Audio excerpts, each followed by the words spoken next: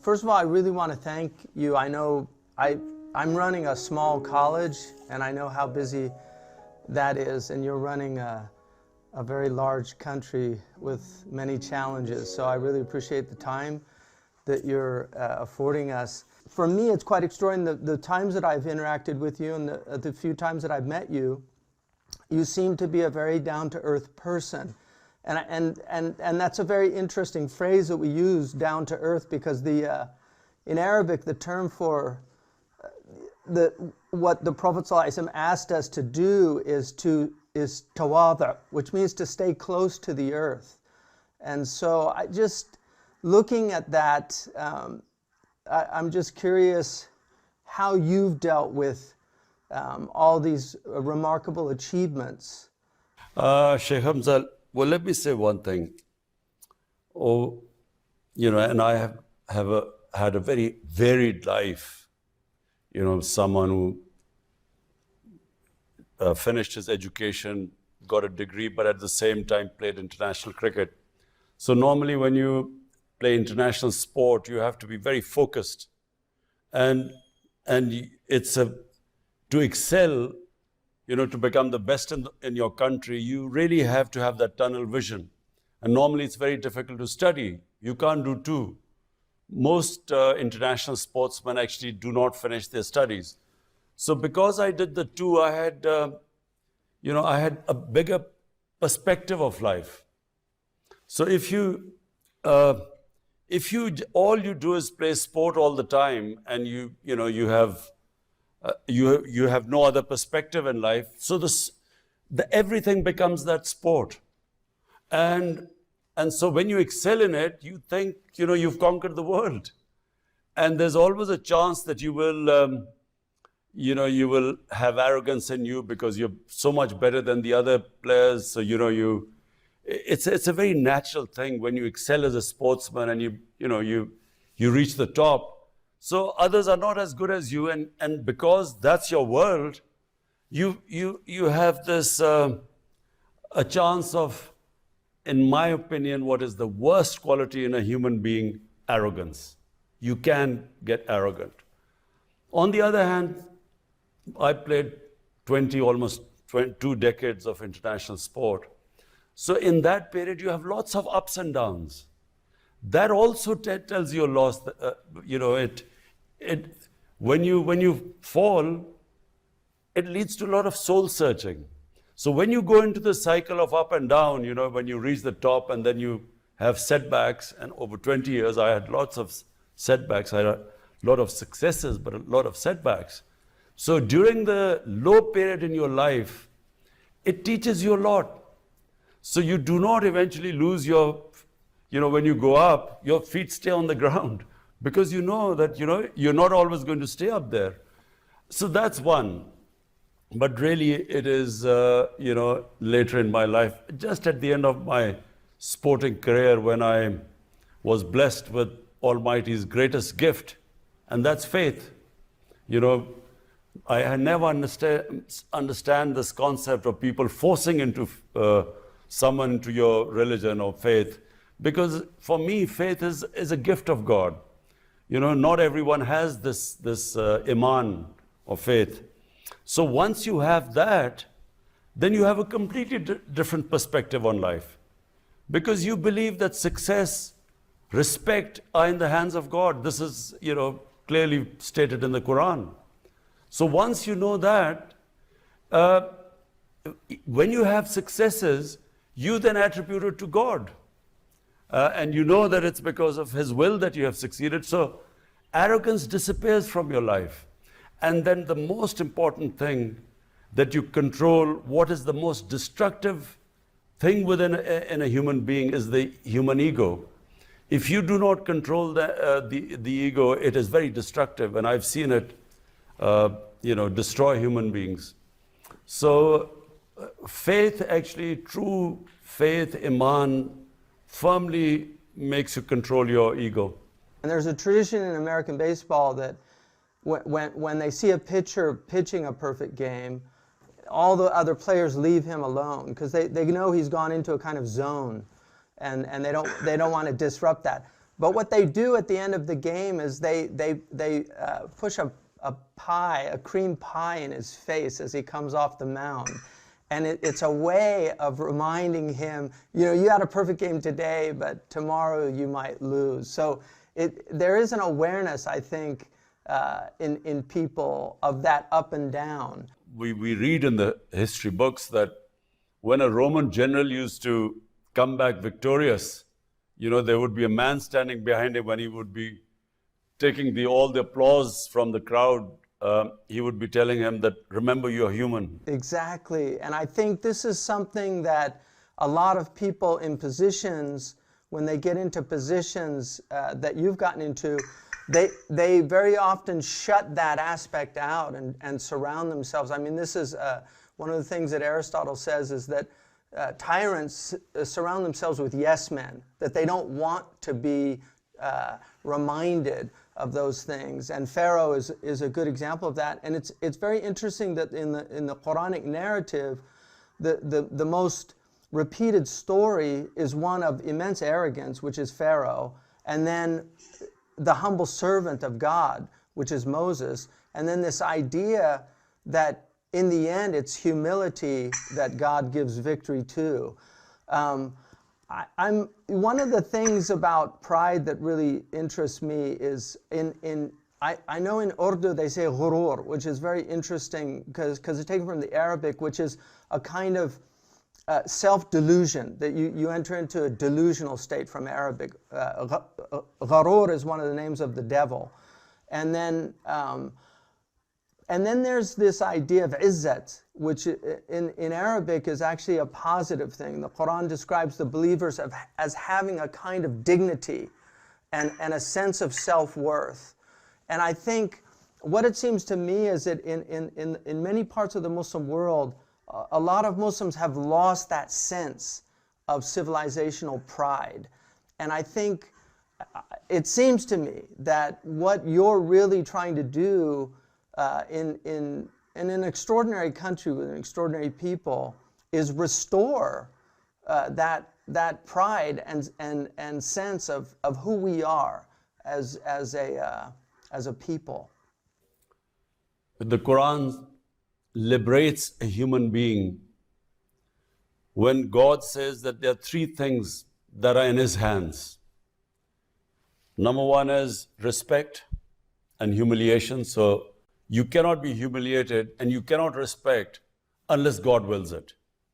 Number two is how much risk, in other words, how much you will, the sort of money you will have in life, you know, how much you will make in life, that is also in God's hand. You can only strive, but He is the one who will determine how wealthy you will become. And third is life and death. That's in God's hands. So in my opinion, these three areas are which give us the greatest concern. We are scared of dying. We are scared of being humiliated or being deprived of a livelihood. So in my opinion, when you have faith, you have complete belief that the things that cause you the greatest fear are in God's hands. And therefore, you realize that only thing you have got in your hands is to struggle. Success lies in His hands, and which I've always tried to tell my political party. I've always tried to make them understand this. Because, when I came into politics, there were two things. Everyone, because there are mafias in politics, people were scared to come into politics because they were scared they would be killed or they would be beaten up by these mafias. So number one fear was actually of dying. And number two was of being humiliated because they were powerful people. They would, my character assassination in these past 20 years, the sort of things they have come out against me and all sorts of scandals and fake news to humiliate me. But the reason why I struggle all this time and for 15 years really without much success is because it was my belief that no human being can humiliate me, no matter what they say. And secondly, life and death is not in my hands. I'd built this cancer hospital and I'd seen friends of mine come in to the hospital perfectly healthy with a tumor and gone in a few months' time. So this fear of dying is also a big impediment in a human potential, a human being achieving its potential. But the important thing which you said was pride. During my life, I also realized that this self-esteem, it is the greatest trait of a human being. In our language, we call it ghairat. It is a great quality in a human being. And I remember my house was being built, and it was the hottest time of the year.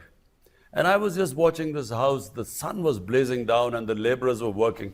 And there was this one guy, young man who was his shirt was drenched with sweat. And he never once stopped working, whereas others would sit in the shade for a while, have a glass of water, and then come back. So at the end of the day, when he finished, I went in and handed him some money, which would have been a lot of money for him. And he asked me, he said, "Why are you giving me this money?" I said, "Because, I saw you the way you worked." He said, "The work I did, I've been paid for. And please keep your money." So the respect I had for this ordinary laborer was much more than so many rich people I've met in my life, who just do not have this self-respect and this dignity, or ghairat, as we call it.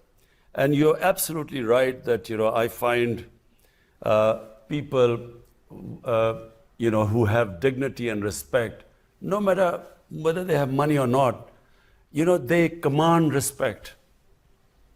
You respect them. It reminds me, I took my sons to Uhud to visit Sayyidina Hamza. And there were very few people there, but there was a man selling candy. He was a little like a Bedouin man, and he was selling candy on a little cart. And so I wanted to get my boys something sweet at the place, and they had 10 riyals, and the candy was only like 2, I think, riyals. And I told the man, "Keep the change." And he said, "No, the candy's only 2 riyals." And I said, no, it's all right. You can keep it. He said, "Look, I'm not a beggar. This is my job. And it's only 2 riyal." And he refused to take like what I was looking at as charity because of exactly what you're talking about. And that is something I think God loves. It's that dignity that you carry with you. The Prophet ﷺ said in a very interesting tradition for me, I think, he said, the believer, al-mu'minu la yudhillu nafsa, the believer should never humiliate himself. And that gets to what you just said, is that really it's we who humiliate ourselves. Nobody can humiliate you if you have that dignity. They can attempt to take it away from you, but they can't. And that gets back to a question of how you think we can restore this sense of dignity that for a lot of Muslims seems that there's almost a shame, especially in wealthy people. And I think it's something that I find very inspiring in you, is that you're not ashamed of your faith and your tradition, which is quite rare amongst people that have entered into politics. There's almost a reservation in acknowledging the part of faith. Shaykh Hamza, 2 things. One, that La ilaha illallah, no God but Allah. That in itself gives you dignity. The motto of my party, when I started my party 25 years ago, is Iyyaka na'budu wa iyyaka nasta'in. You alone I worship, you alone I ask for help. You see, in my opinion, true faith, Iman, that in itself gives you dignity. Because just the fact that you don't bow in front of anyone but the one, that is a liberation of a human being. Young people ask me about who do I respect, or what is the concept of richness? You see, for me, someone who is rich is someone whose conscience has no price. You can't buy them. And that's what I mean, this, and you talked about the candy man, and I talked about this laborer. People who don't bow in front of anyone, who do not allow their dignity, lose their dignity, whatever happens. They are the ones who command respect. And if I read this book after it's called The Arab Conquest. It's after our Prophet, after his death. The way the Arabs spread all over the world. And it's very fascinating if you read that. It was not, they didn't have any technical advantage over all the people they defeated. The Mongolians, for instance, they also had conquered half the world very quickly. But they developed a certain form of warfare. They had these special bows which used to shoot arrows much further than anyone else. They had these special horses and a war technique. But these Arabs had nothing. They were the same Arabs who were insignificant in front of Persian and Byzantine empires. But when you read about it, they were liberated souls. They were fearless. They were fired with a higher imagination. And this is the basis of, if one sports team is very talented, the other sports team has self-esteem and respect, they have pride, they will beat the talented team. And I've seen this more often in my life. And this is really it. The problem when you say about Muslims and rich Muslims and wealthy Muslims, I've seen them lose their pride. I've seen them, become servants of wealth. Their wealth has made them, enslaved them actually, and they stick to their wealth thinking that's everything. So this is unfortunate. In our Muslim world, we have very few leadership in the Muslim world, which actually is truly liberated. Yeah, okay, leadership, and this is something also really of great interest to me. One of my teachers is Sayyid Naqib al-Attas from Malaysia, who I think is a brilliant philosopher, but he wrote a book called Secularism, which he identified as what he felt was one of the fundamental problems in the Muslim world, is the secularization of the Muslim mentality and this loss of the sense of the sacred. And I think even a lot of people here recognize that, that a lot of the problems in the world are a result of seeing the world as a commodity, seeing it as something that you simply consume. And there's a type of human arrogance that goes with that. But one of the things that he said, he basically argued that the biggest problem in the Muslim world was a confusion of knowledge. And he said the confusion and error in knowledge created a condition for what he called the loss of adab within the community. And that condition arising out of 1 and 2, the confusion and error in knowledge and then the loss of adab, has led to a rise of leaders who are not qualified for valid leadership of the Muslim community and who do not possess the high moral, intellectual, and spiritual standards required for Islamic leadership. So he makes an argument that it's really a confusion of knowledge. And I think one of the things that you and I share is trying to restore knowledge as a basis for as a starting point, really. And so I know that you have the university that you've been working on in Pakistan, among other amazing things. I mean, I've followed some of your political career, and I think like the reforestation project is a really interesting project, trying to bring back the trees that have been lost. Ibn Khaldun mentions that when the Arabs went across from across Africa, he said that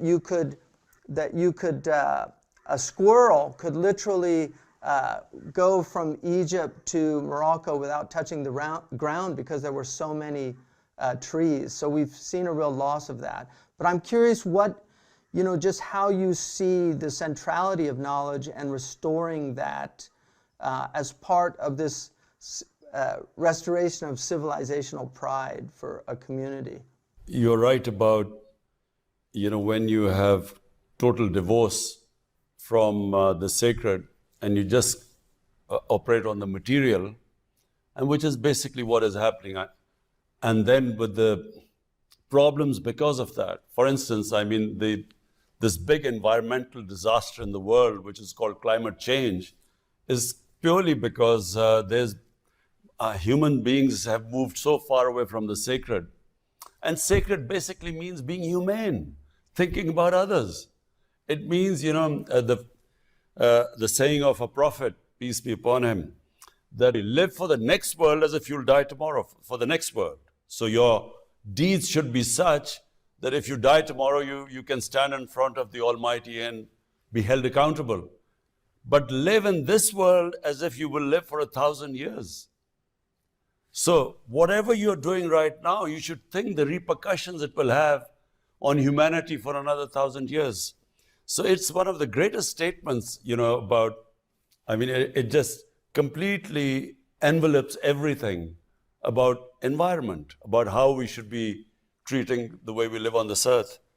So that also, I believe this whole environmental movement is sacred. Wherever you think about other human beings, you are, because God, whatever you do for God's, if you want to get close to the Almighty, you have to be humane. So what I find, unfortunately, basically the leadership that comes up through this political system, they just are too divorced from Iman, from tenets of their faith. And so basically they come in for power and then they compromise for staying in power, and power is for personal benefits. And it's all over really. Most of the politicians, very few politicians I find come with a specific objective of looking after humanity. Their main object is the benefits of power, and most of the developing world, it is coming into power for self-interest, how much money they can make. So unfortunately, there are very few Mandelas, someone who came in for a higher cause. And our great leader, Jinnah, who was the founder of Pakistan, someone like him who, came in and sacrificed himself for this great cause. Which is why politicians are looked down upon in the world, because they say they're coming to help the people, and they really help themselves. This is a huge problem, and I think it's interesting from a spiritual perspective. A lot of the ethical traditions that we have, and not just in the Muslim community, the source of this is arrogance, and because it's the idea that the human being somehow has only responsibility to himself, that he's not responsible to anything above himself. So he in essence makes himself like a god, and that gets to how do we, just in terms of as a community, how do we get out of the conditions that we find ourselves in? Because I think a lot of Muslims, have looked at the Muslim world for some time and seen the type of rulers that exist in the Muslim world, and I think there's so much animosity, unfortunately. So instead of praying for people, because one of the things that traditionally, like in the Imam Tahawi's creed, he says that we have to pray for our leaders, that there's this idea that as you are, so are the people put over you, so that if the people themselves are corrupt, they very often get that type of leadership. So how do we get out of that situation? I know the trials and tribulations that go with leadership. Like I said, I run a very small college, and the headaches that I have just from that, the lack of sleep, the difficulties that come with that. And so I can't imagine the type of burden that somebody like yourself would have on your shoulders. So what's the light at the end of the tunnel that's not an oncoming train? Shaykh Hamza, when I started politics, I only came into politics. If I did not have Iman or faith, I would never have come into politics because I had everything. I mean, I was already a big name in my country, a sports star, and I had, respect, and I had, the money I wanted for my life. I had enough money. So, for me to spend 22 years of my life struggling to, become a prime minister, it made no sense. Why would someone like me who had everything? So the only reason was I believed that I had a responsibility to my society because I was given more than others. The whole test of a human being, according to, I think, all religions, is that if God gives you, He will test you according to what He's given you in life. The hereafter test, the test when we meet our when we meet our God, He will test us. What did we do with all the benefits and privileges and His blessings He gave us? So I figured out, and I had already had faith before I came into politics. And I came into politics because I had faith. And because I had faith, I realized that I was so blessed that I had a responsibility to the society. So I wanted to make Pakistan an Islamic welfare state based on the concept of the state of Medina by our Prophet, peace be upon him. And I also, looked at his struggle. The Almighty made him struggle for 13 years. So I figured out that, if he could make his, the person he loved the most to struggle, then, and we were told to follow his way, his sunnah. So that's how I did it. Because I did not think that I was going to make any personal gains or some benefits of power. I came in because I thought we should make Pakistan, make the state on the principles of the state of Medina. And I always believe one thing, that, despite all the difficulties and adversaries and disappointments, I believe that, we human beings God has only given us the power to struggle. Whether we succeed or not is not in our hands, as was shown by, the life of our Prophet, because for 13 years he struggled, and a very tough struggle. And then when he did the hijrat to Medina, he didn't know that it would be the beginning of his rise. And even then in Medina, for first 5 years, it was a real struggle. So therefore, for me, it was just a struggle. And I have this ideal that we want to have this country based on two principles. One is it should be a welfare state, a humane state, which takes care of its bottom strata of the society. And secondly, rule of law. The fundamental principle of a civilized society is where you bring the powerful under the law, and which is the biggest problem in the developing countries, because we don't have rule of law. Powerful have one law, and the weak are judged by another law. So the jails are all filled by the poor people. The rich crooks never get into jails. So these two concepts are the basis of what my struggle is about for Pakistan. I don't think that's just a problem in the developing countries, unfortunately. A lot of people that should be in jail in Europe and America are not in jail. So I think that seems to be a major problem.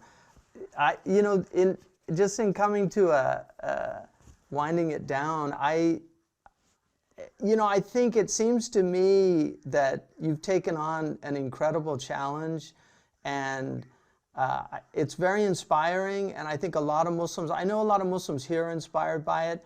One of the most successful communities in the United States is the Pakistani community in diaspora. And in fact, the college that I'm running and right now that I'm in is largely here because of Pakistani immigrants to America. I mean, we've had the real backbone of our support has been from South Asians, from largely Pakistani, but also Indian and Arab and other groups. And it's the Pakistani community here is a very successful community. And there's a very interesting book. It was somewhat controversial when it came out, but I actually found it very eye-opening. And it was a book by these two Harvard researchers. It was called The Triple Package. I don't know if you ever saw the book, but it looked at the most successful communities in the United States, and one of them was the Pakistani community that they looked at. And they identified 3 qualities of their success. That's what they called the triple package. And the first one was they had a sense of superiority, which I thought was very interesting. And it wasn't so much in an arrogant type of way, but they really saw themselves somehow as exceptional.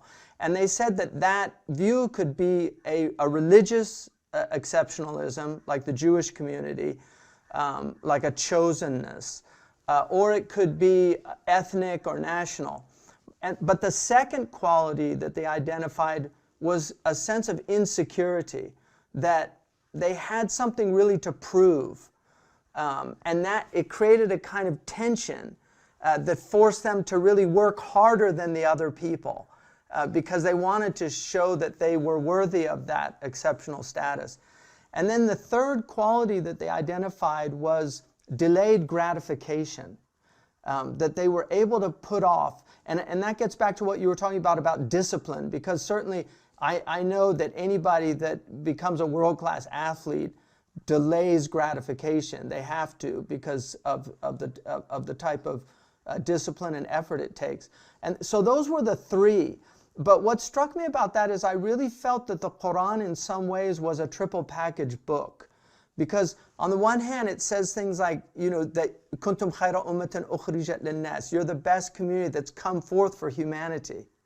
And then on the other hand, it says things like you were created from a vile fluid, that the human being is of earth. The Prophet ﷺ said, Kullukum min Adam wa Adam min turab. All of you are from Adam, and Adam is from dust. He said, I was commanded to be humble so that nobody could show arrogance towards another person.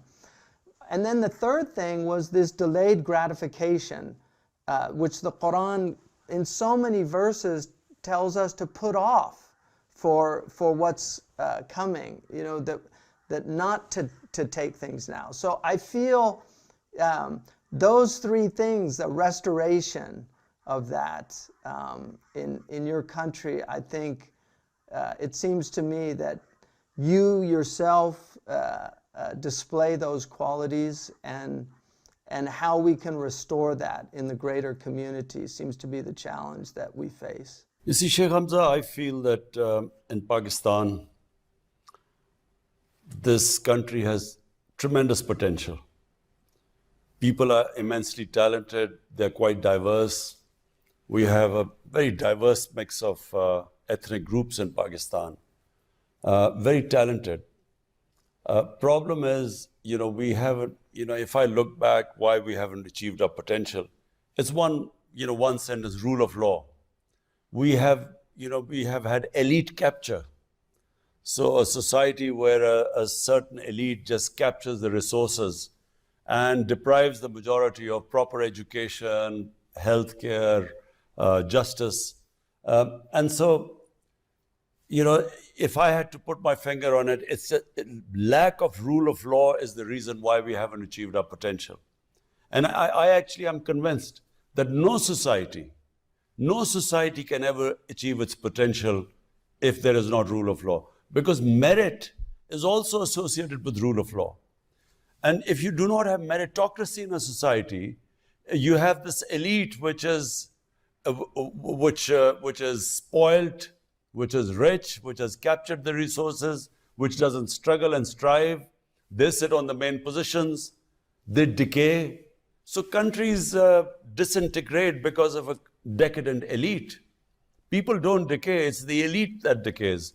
And what our Prophet showed in Medina was that, he brought in a very selfless, an elite which looked upon him as a role model.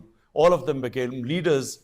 and they just lifted the character of the entire nation and the potential, unleashed the potential. Because all of us have tremendous potential, but we have imposed chains on us which stops us from achieving the potential. Our great poet Iqbal, he was, our greatest poet of this last century. He came up with the concept of the Shaheen, the eagle. That eagle flies, soars above the rest because it breaks the shackles which keeps others grounded. And all these shackles of materialism, these false gods of power, and all these things that keep us grounded. And basically, that's what happened when the Prophet set up the state of Medina. He unleashed the potential of these people who were nothing before, and all became, the leaders of the world. So I believe Pakistan is in the same situation. We have this, people have great potential. They go outside Pakistan, they have a level playing field, they excel. But in this country, it's a system does not allow them, as I said, this elite capture, where the education, quality education is only for a small, maybe 1%, 1.5%, the rest do not have access to it. And similarly, they don't have opportunities, don't have level playing field. So what I feel is that by two things, and this is the struggle going on right now in Pakistan, but winning the struggle will unleash the potential of this country. And secondly, to lift the people out of poverty. So we've, in the country's history, we've started the greatest welfare plans, programs ever in our history. We are spending most money on the bottom people to sort of raise their levels. So this is basically my ambition, and I feel that if I can just do these two things, lift people out of poverty, create wealth so that you can spread it around, and break the monopoly of this elite, these mafias, I feel this country, I always believed it had great potential. It's a great vision, and I really pray that you have tawfiq in realizing that. There's a novel that was written here, and I think they made a film out of it, called The Reluctant Fundamentalist, about a Pakistani who had a bad experience in America. And when he ends up going back to Pakistan and being a teacher, but one of the things that he said in a class to his students, that in America they have this thing called the American dream. And then he asked the question of, what's the Pakistani dream? And I think you've articulated a very powerful Pakistani dream that, inshallah, I really hope that it's realized in your lifetime, that you see the fruit of the labor. And it seems to me to be a struggle against arrogance and haughtiness. Because people that see themselves as above the law are arrogant people. Yeah, and so I think pride is definitely that negative, ghurur, is what we're up against, and what we have to fight in ourselves, and then in the society around us.